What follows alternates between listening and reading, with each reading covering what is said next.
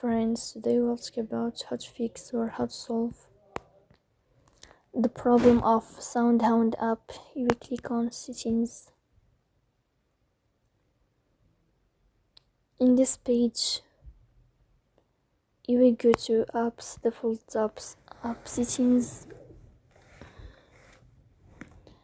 On above, you will search about SoundHound and you will click here.